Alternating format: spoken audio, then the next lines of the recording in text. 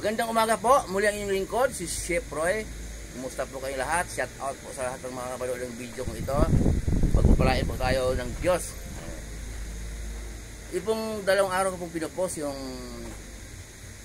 Marcos 7:7, yung ang sabi po doon hindi natin sinusunod ang utos ng Diyos, mas sinusunod pa natin ang tradisyon ng mga tao. Ang gagaling nating sumunod sa tradisyon ng mga tao, binaliwala natin ang utos ng Diyos. So, ano po ba ito? Marami pong tradisyon ng mga tao na sinusunod po natin. Nakalimutan na natin ang utos ng Diyos. May babasahin po yung lingkod, pakinggan po ninyo sa Mateo 23:9 po. 23:9, pakinggan po ninyo. Huwag ninyong tawaging ama ang sinumang tao sa lupa, sapagkat iisa ang inyong ama, ang ama na nasa langit. Malinaw po yun. Iyan po yung salita ng ating Panginoong Hesus.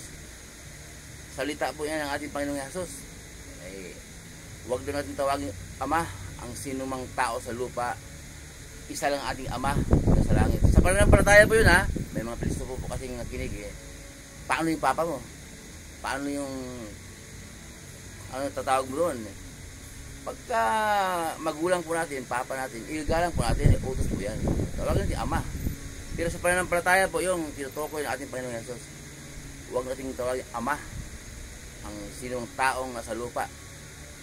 Pero tradition po, speaking of tradition po, yung papa pala sa Roma, ang tawag po pala nila doon Most Holy Father. Nako, masyadong parang sagad na sa kabanalan, wala nang natira sa ama. Padre, ganun. Tradisyon po ng mga tao yun, hindi po utos ng ating Panginoong Hesus. Kasi po, ang utos po ng ating Panginoong Hesus, ang turo ng ating Panginoong Hesus po, yun po ang ating tumuhay araw-araw, kasi yan po ang nais ng Diyos Ama na makapangyarihan sa lahat. Yung tinig po mula sa langit, ang sabi ng Diyos Ama sa Mateo 17:5, ito ang minamahal kong anak na lubos kong kinalulugan, pakinggan ninyo siya. Malinaw po yan. So ang turo ng ating Panginoong Hesus, yun po ating pakinggan po, yun po ating pamumuhay araw-araw, kasi nga ang tinutukoy ng ama noon na anak niya si Jesus. Hindi po tayo maliligaw kasi nga mababasa po sa Mateo hanggang aklat ni Judas bago magpahayag, yun po mga turo ng Panginoong Hesus.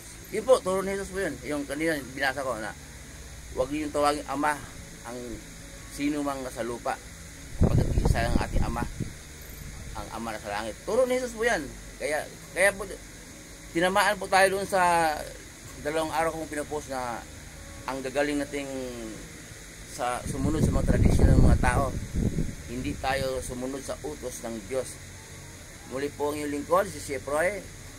Mabuhay po kayong lahat. Ingatan kayo ng Diyos, sasamahan kayo ng Diyos kahit saan po kayo pupunta. Mga trabahong pinasukan po ninyo, kahit anong negosyo ninyo, anong pinagkakitaan niyo sa buhay, ayon sa kalooban ng Diyos, pagkapalain kayo ng Diyos.